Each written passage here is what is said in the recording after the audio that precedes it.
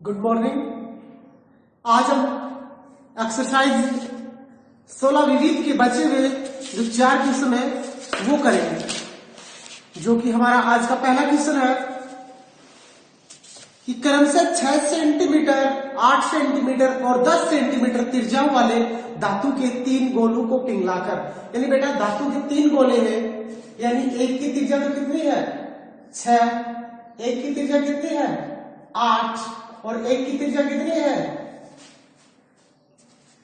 और 10, यानी एक की त्रिज्या कितनी है 10, यानी 3 गोले हैं, इन्हें पिघलाकर, यानी इन सभी का क्या निकालेंगे हम आयतन, इसका भी हम क्या निकालेंगे आयतन और इसका भी हम क्या निकालेंगे आयतन, यानी तीनों का आयतन निकाल के उसको जोड़ देंगे और वो किसके बराबर होगा, जो हमारा एक बड़ा गोला बनेगा ना उसके आयतन के इक्वल होगा, यानी उसके बराबर होगा। तो पिघलाकर एक बड़ा गोला बनाया जाता है और गोले की त्रिज्या, यानी इसकी त्रिज्या हमें ज्ञात करनी है बेटा, इसकी हमें क्या ज्ञात करनी है त्रिज्या ज्ञात करनी है, यानी इन सभी के आयतन का योग होगा ना वो बराबर होगा किसके आयतन के, यानी जो हमारा बड़ा गोला है उसके आयतन के बराबर होगा। ये तो मैंने आपको एक डायग्राम बना के समझाया ताकि आपके दिमाग में एक पिक्चर बन जाए। तो देखो हम क्या लिख सकते हैं कि बड़े गोले का आयतन बराबर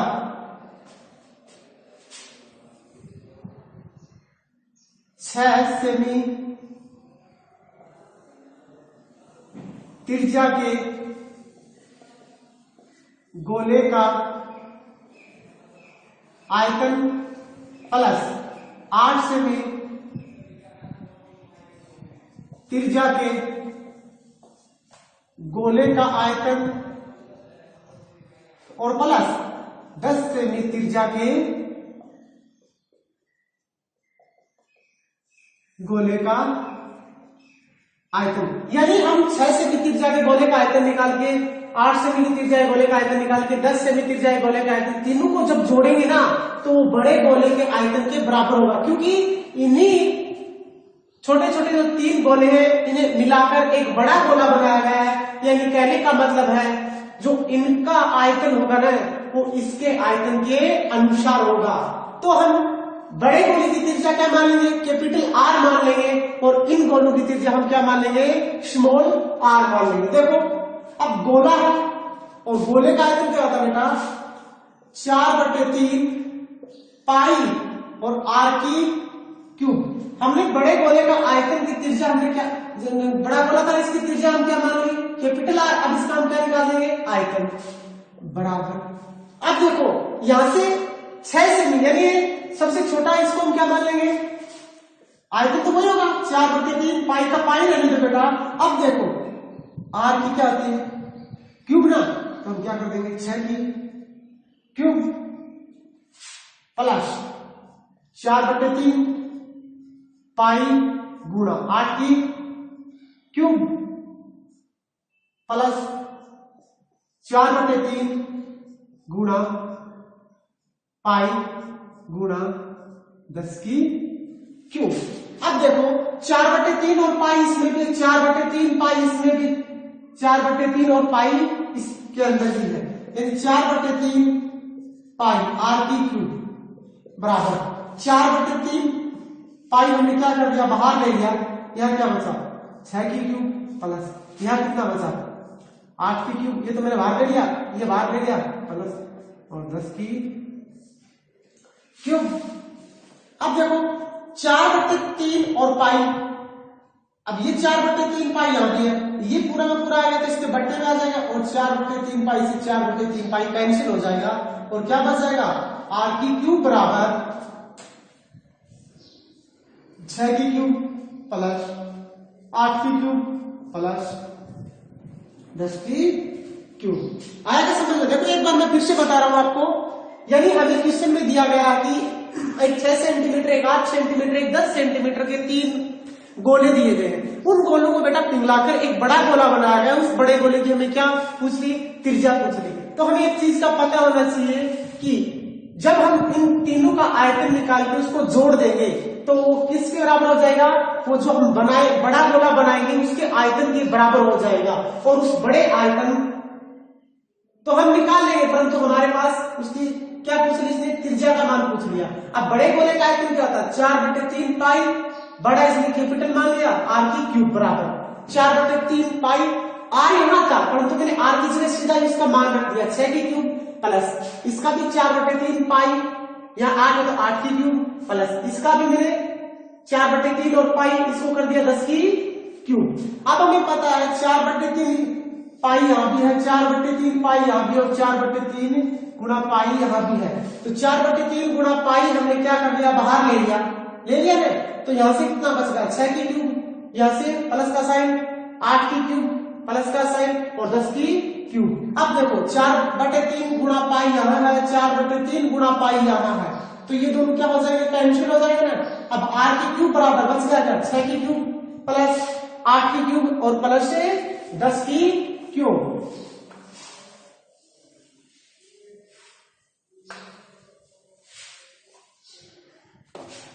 यानी आर की क्यूब बराबर, अब देखो 6 की क्यूब कितनी होती है बेटा, 216 ना, प्लस 8 की क्यूब कितनी होती है 512 प्लस 10 की क्यूब कितनी होती है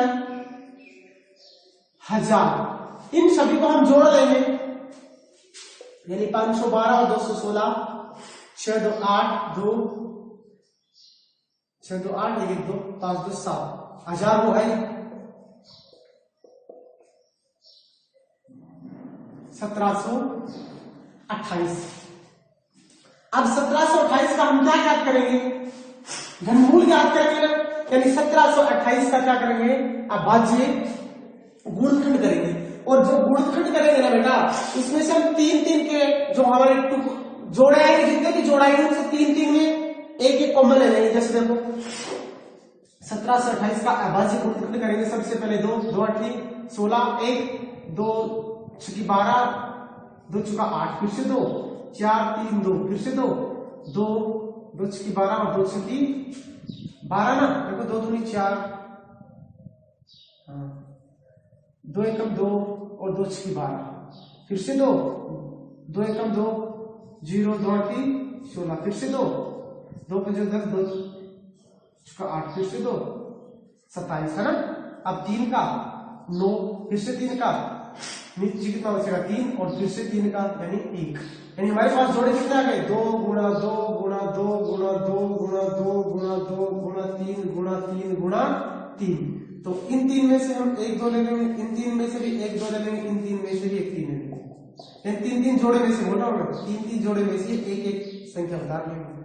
तो 2 दूनी 4 और 4 3 12, यानी 1728 के हम जब क्यूब करेंगे तो क्या होती है 12 की होती है ना, तो हम इसको क्या लिख सकते हैं 12 की क्यूब लिख सकते हैं ना। और क्यूब से क्यूब क्या हो गया कैंसिल, आर बराबर कितना आ गया 12, यानी 12 सेंटीमीटर, यानी आसान था क्वेश्चन।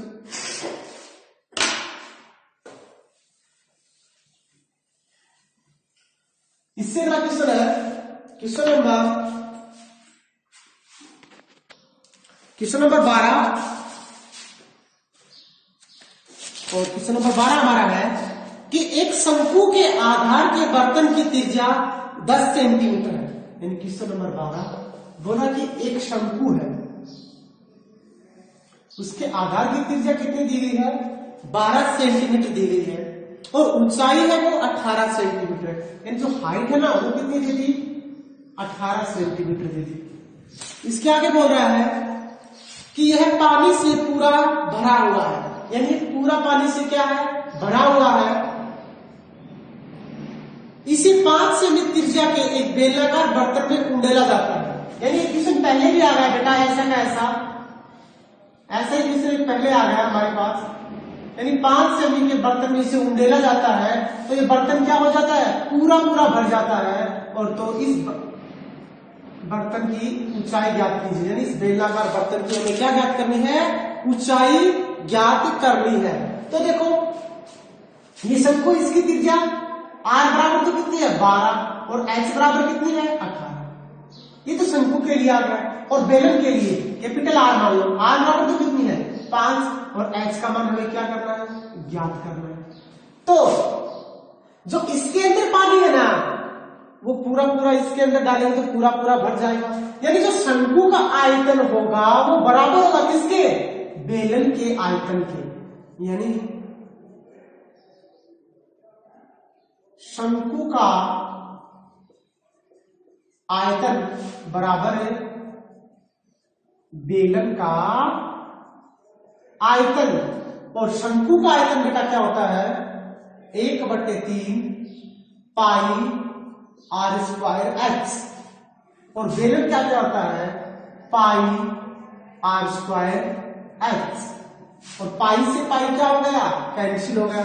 अब आर से आर में ये कैपिटल है ये स्मॉल भी काट सकते हो 1/3 ये शंकु के लिए।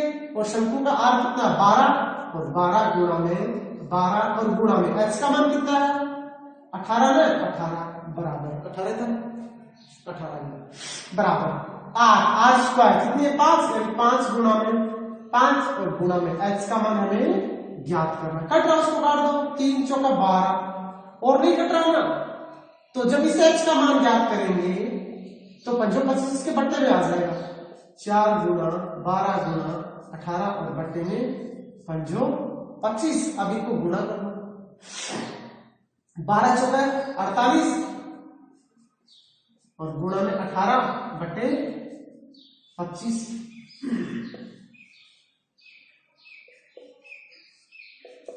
यानी 8 64 को चौको सल्की 6 8 चौको 32 32 और 6 38 8 को 8 4 को 4 4 8 8 16 1 4 3 7 8 864 और बट्टे में 25। यानी 864 के अंदर हम किसका भाग दे देंगे बेटा 25 का भाग दे देंगे। और 864 के अंदर हम जब 25 का भाग 864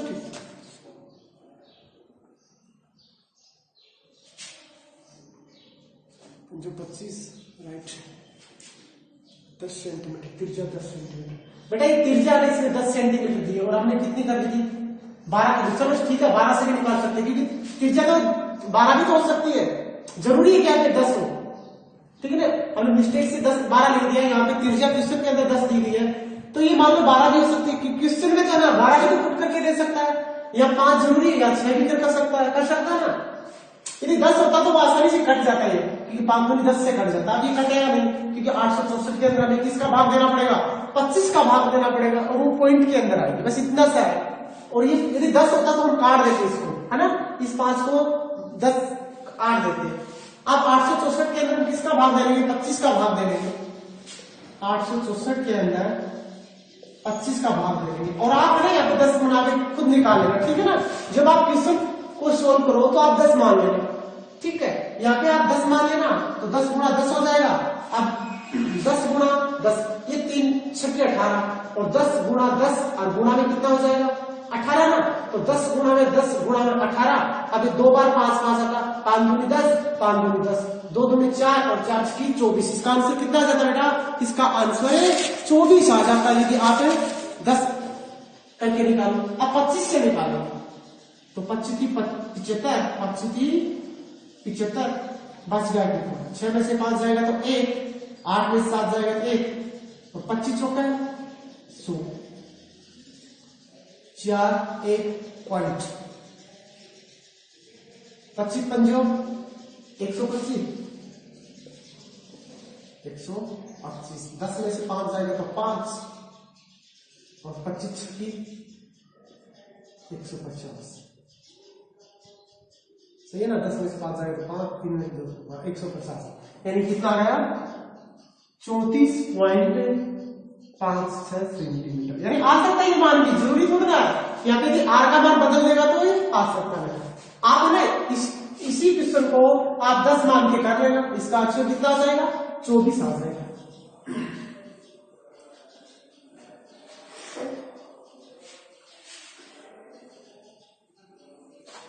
इससे अगला है क्वेश्चन नंबर 13, और क्वेश्चन नंबर 13 है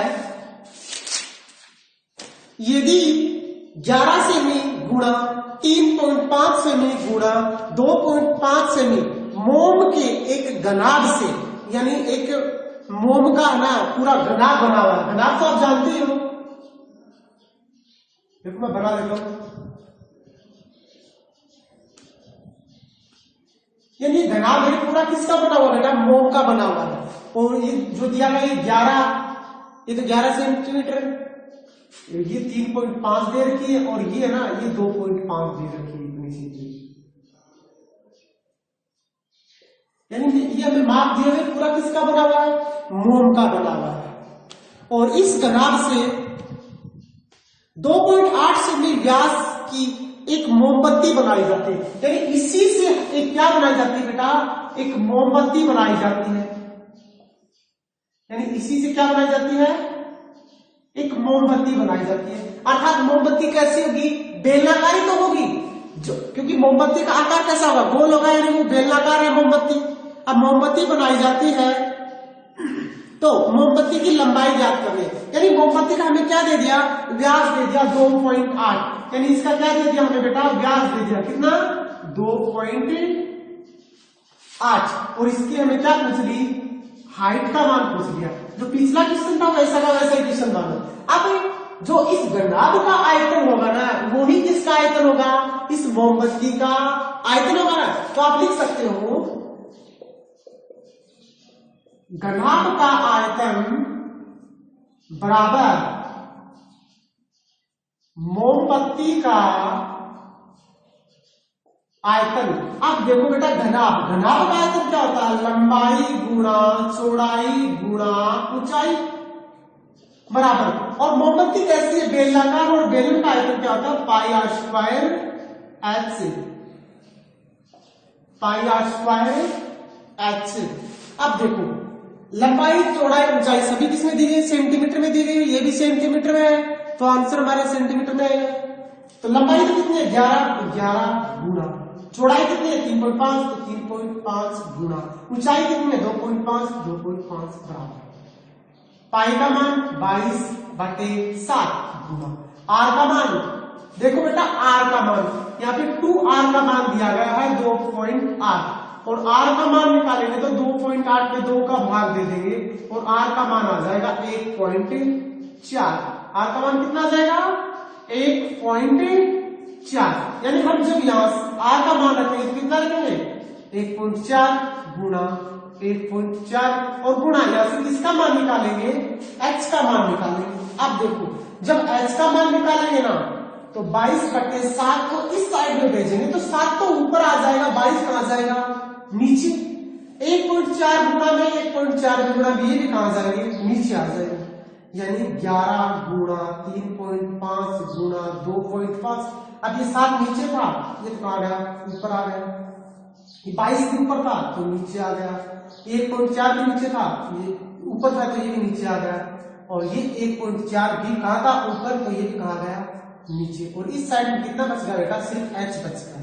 अब देखो पॉइंट से पॉइंट कैंसिल हो गया, ये पॉइंट से पॉइंट भी कैंसिल हो गया, क्यों, क्योंकि यदि इसका पॉइंट हटाते तो नीचे 10 लगाना पड़ता, और नीचे वाले का पॉइंट ऊपर हटाते तो ऊपर 10, और 10 से 10 क्या हो जाता, कट जाता। तो यहां से मैं क्या काट दिया, पॉइंट से पॉइंट ही काट दिया।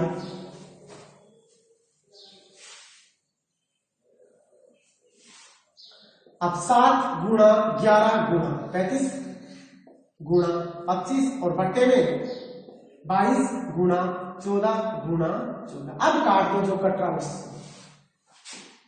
11 दूनी 22, 7 दूनी 14, और कोई नहीं कटेगा साइड, ये 25 में नहीं कटेगा, नहीं कटेगा, तो 35 गुणा 25 बट्टे 2 दूनी 4 गुणा में 14।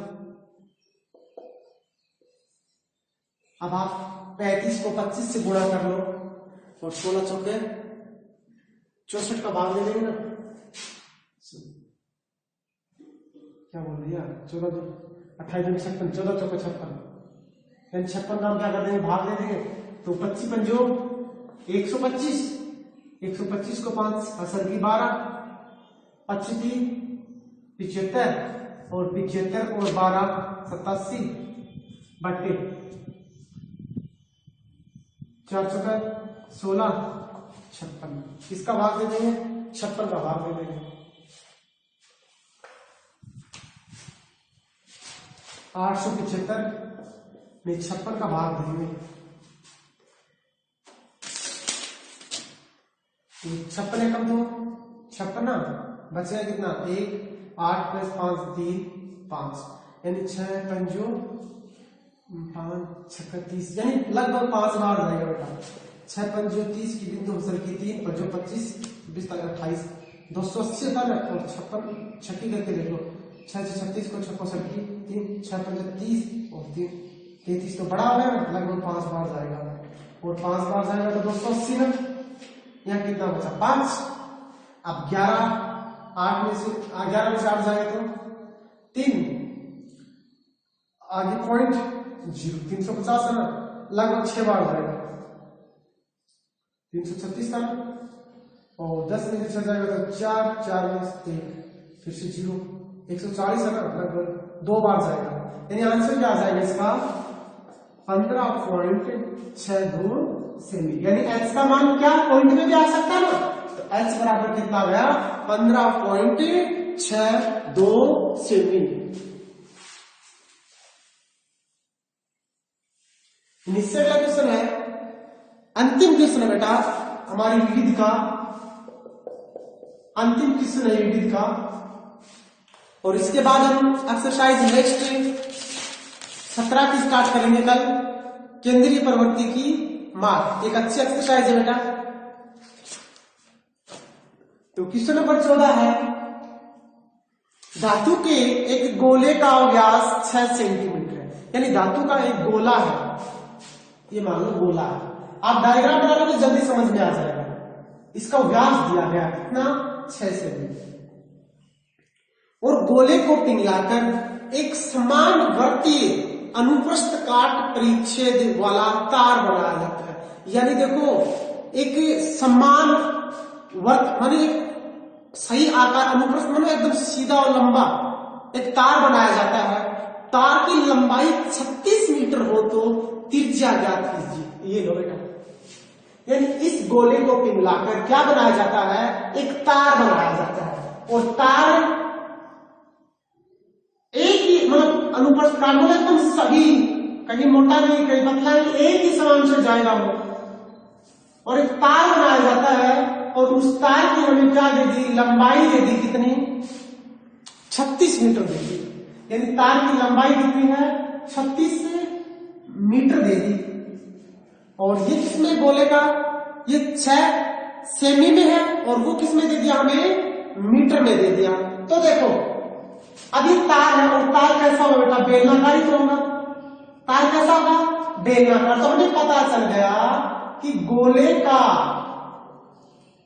आयतन बराबर तार का आयतन। अब देखो हमें दिया क्या गया है? ये तो हमें सेमी में दिया गया। आप पहले तो ये 2r का मान दिया गया। 2r का तो कितना है? 6। r का मान निकालेंगे तो 3 सेंटीमीटर बेटा। इसको हम किस में बदलेंगे? मीटर में ना। r बराबर 3/100 मीटर। r का मान किसमें आ गया? मीटर में आ गया। अब गोले का आयतन क्या होता है? 4/3 पाई r की क्यूब बराबर तार। और तार कैसा है? बेलनाकार और बेलन का आयतन क्या होता है? पाई r² h।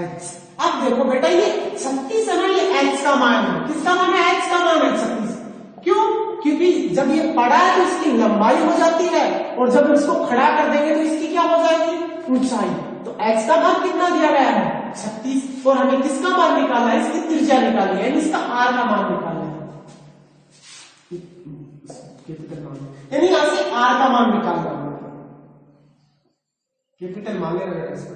क्योंकि यदि हम दोनों स्मॉल मान लेंगे ना तो हमें तो पता है स्मॉल का 3 है तो 3/100 है ना, तो 3/100 करते हैं। इसलिए इसको कैपिटल मान लो, इसको स्मॉल मान लो। अब मान रख दो 4/3 सबसे पहले तो ऐसे पाई से पाई काट देगा, ठीक है ना, 4/3, एक बार तो पाई रख दो, पाई आर की क्यूब यानी 3/100 गुणा 3/100 गुणा 3/100 बराबर पाई। आर का मान हमें ज्ञात करना है, एच का मान कितना बेटा 36। पाई से पाई कैंसिल हो गया ना। अब देखो इस 3 से ये 3 कैंसिल, अब बच गया क्या ऊपर 4 गुणा 3 गुणा 3/100 गुणा 100 गुणा 100 बराबर r² गुणा 36।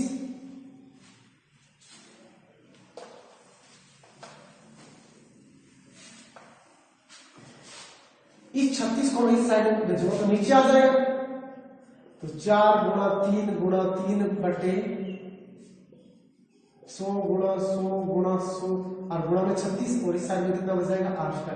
4 क्या 12 और 12 क्या 36, 36 से 36 क्या हो गया कैंसिल हो गया ना, तो 1/1 2 3 4 5 6 2 2 4 6 यानी r²। हम r का मान ज्ञात करेंगे, यहां से जब r का मान ज्ञात करेंगे r बराबर तो रूट हो जाएगा ये, यानी आप इसके ऊपर भी कर सकते, इसको यदि 100 गुणा 100 लिखो ना तो भी ठीक है। देखो 100 गुणा 100 गुणा 100, क्योंकि देखो अब आसान हो जाएगा 100 गुणा 100 गुणा 100। अब आपको पता है बेटा 100 का कितना होता है 10, इस 100 का भी कितना होगा 10 और इस 100 का भी कितना होगा 10। r बराबर कितना बचेगा 1/10 गुणा 1/10 गुणा 1/10 ना, r बराबर 1/10 दाए 100 और 100 दाए 1000 उत्तर आ गया इसका, यानी r का मान आ गया 1000 और किस में 1/1000 मीटर। और इसको आप सेंटीमीटर में भी याद कर सकते हो, कर सकते हैं ना। जब इसको सेंटीमीटर में याद करेंगे इसे किससे गुणा कर लेंगे 100 से कर लेंगे ना, यानी मैं यहां कर रहा हूं r बराबर 1/1000 और गुणा 100, ये किसमें चेंज हो गया शून्य, 2 बिंदु से 2 बिंदु क्या होगी कैंसिल। r बराबर और हम 1 में 10 का भाग देंगे, देखो 1 में देना था क्या 10 का भाग नहीं जा रहा, तो 0.10 से कम 10 यानी 0.1 सेमी, यानी उस तार की त्रिज्या कितनी होगी, कितनी होगी 0.1 सेमी उस तार की त्रिज्या होगी। यानी एक आसान सा क्वेश्चन था बेटा, यानी ये पूरी एक्सरसाइज किसके ऊपर है, सबसे ज्यादा क्वेश्चन आयतन क्या है। मैंने पहले भी बताया था आपको, दो या तो शंकु दे देगा या बेलन दे देगा और उनके दोनों का आयतन के बारे में पूछेगा लगभग। आयतन में से यदि या तो आपको r का मान पूछ लेगा या आपसे h का मान पूछ लेगा, यानी इसी प्रकार या कोई शंकु दे देगा या कोई मतलब शंकुआकार बर्तन दे देगा, इसी प्रकार का देगा और उनके आयतन के बारे में भी आपको उसे डिस्कस कराएगा, या h का मान पूछ लेगा या r का मान पूछ लेगा। तो सबसे ज्यादा क्वेश्चन इसी चीज के आएंगे। तो बेटा ये अच्छी एक्सरसाइज है, लगभग 6 नंबर का शायद क्वेश्चन आता है इसमें से। और आपको यदि विविध प्रश्नावली आ जाए तो कंप्लीट आप पीछे वाली कर सकते हैं। क्यों? क्योंकि विविध के अंदर जो पीछे क्वेश्चन आए हैं उन्हीं के बारे में लगभग पूछा गया है। तो आपको बेटा एक्सरसाइज याद करनी है और जैसे ही स्कूल लगेंगे तो आपसे इस एक्सरसाइज के बारे में पूछा जाएगा।